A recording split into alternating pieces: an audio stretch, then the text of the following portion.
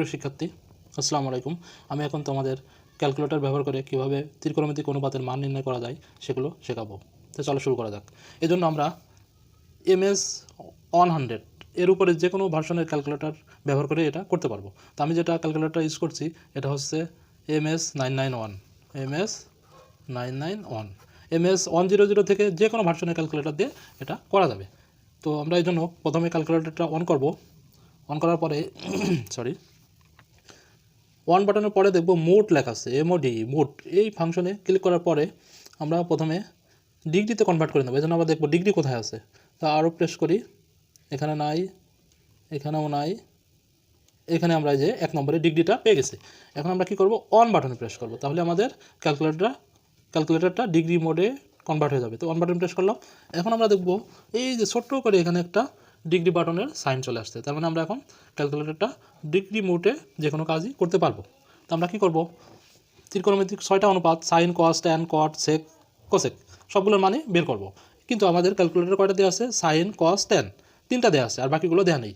এইটা সহ ওই 3টার মানও কীভাবে সহজে বের করা যায় সেটা আমরা শিখব। তো চলো শুরু করি। প্রথমে আমরা সাইন 0 ডিগ্রি মান বের করবো। তো এই জন্য আমরা কী করবো, সাইন লিখবো।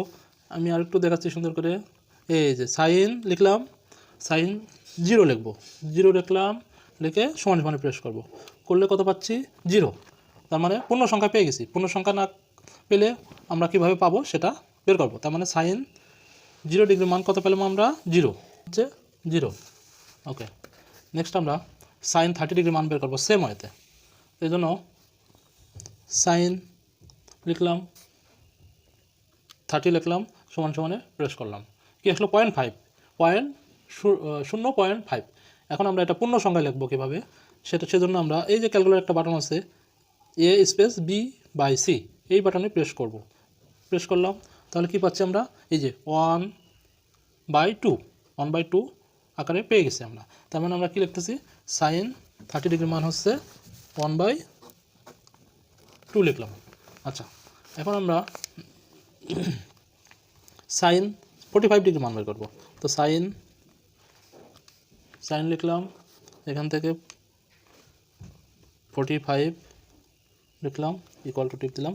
এখন দেখছি আমরা অনেকগুলো সংখ্যা চলে আসছে। এই জন্য আমরা এটা দেখব পূর্ণ সংখ্যা লেখা যায় কিনা। এই জন্য এই যে A স্পেস B/C-তে প্রেস করলাম, যায় না। যেগুলো না যাবে সেগুলো কি করতে হবে, ভালো করে শোনো।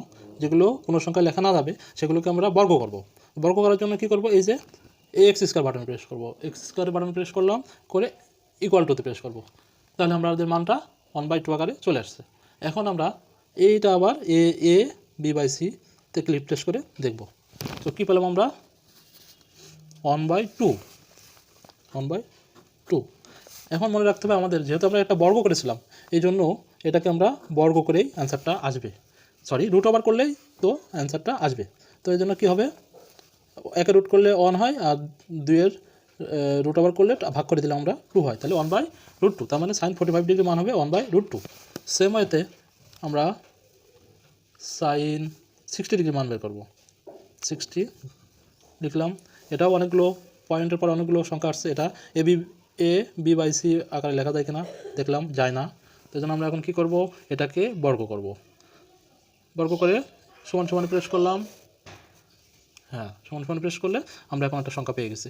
এটাকে আবার এখন দেখা যায় এটা এই যে A B/C আকারে লেখা যায় কিনা। তো এখন দেখছি 3/4। তার মানে সাইন 60 মান কী বললাম, 3/4। কী বললাম, যেগুলোকে আমরা বর্গ করেছিলাম সেগুলো আমরা আবার রুট ওভার করে দেবো, তাহলে অ্যান্সারটা পেয়ে যাবো। তার মানে কী পাচ্ছি, এটা 3 রুট করলে লেখে সংখ্যা আসবে, পূর্ণ সংখ্যা আসবে না, এই জন্য আমরা রেখে দিলাম। আর 4 রুট ওভার করলে আসবে কত, 2। ওকে, এখন আমরা সেম ওয়েতে কী করব, সাইন 90 ডিগ্রি মান বের করবো। সাইন 90 ডিগ্রি কত পাচ্ছি, 1। একবারে পূর্ণ সংখ্যা পেয়ে গেছি, 1 পেয়ে গেলাম। ঠিক আছে, ওকে। এখন আমি চলে আসছি ট্যানে। ট্যান 90 ডিগ্রি সাপোজ বের করবো আমরা। তো সেম ওয়েতে আমরা লিখবো কি, ট্যান লিখলাম, এখানে হচ্ছে 90 লিখলাম, এখানে কত আসছে, ম্যাথ এরর। যেগুলোতে ম্যাথ এরর লেখা থাকবে, math error, ERROR, math error লেখা থাকবে, সেগুলোকে আমরা কি লিখবো, ইনফিনিটিভ বা অসংখ্যায়িত। ঠিক আছে, তার মানে হচ্ছে tan 90 ডিগ্রি মান হচ্ছে অসংখ্যায়িত। ঠিক আছে, ওকে। আমরা এখন tan 60 ডিগ্রির মান বের করবো। সেম ওয়েতে লিখলাম tan, এখান থেকে লিখলাম হচ্ছে 60 ডিগ্রি। অ্যান্সার কত আসছে? অনেক বড় একটা সংখ্যা আসছে, এটাকে a b/c আকারে লেখা যাবে না, ভাগ আকারে, তাহলে আমরা এটাকে বর্গ করব। বর্গ করলে কি আসতেছে? একটা মোটামুটি একটা ভ্যালু পাচ্ছি 3। এখন তার মানে কি পাচ্ছি আমরা? 3 লিখলাম, লেখার পরে আমরা যেহেতু বর্গ করেছিলাম এটাকে আবার রুট ওভার করে দেবো। তার মানে tan 60 ডিগ্রির মান কি আসতেছে? √3। এখন দেখবো tan 45 ডিগ্রির মান কত। তো এই জন্য আমরা কী করবো? tan 45 ইকুয়াল টু কত হচ্ছে? 1। একেবারে মিলে যাচ্ছে। ওকে, আমরা লিখলাম। এভাবে আমরা সবগুলো অনুপাতের কোণের মানগুলো খুব সহজে নির্ণয় করতে পারবো। তো আমরা এখন কজের একটা মান বের করে দেখাই। cos 60 degree. Okay, cos 60 degree কত আসতেছে? 5.5। তার মানে হচ্ছে cos 60 ডিগ্রির মান হচ্ছে, এটা এ বি বারে লিখলে কত হবে? 1/2।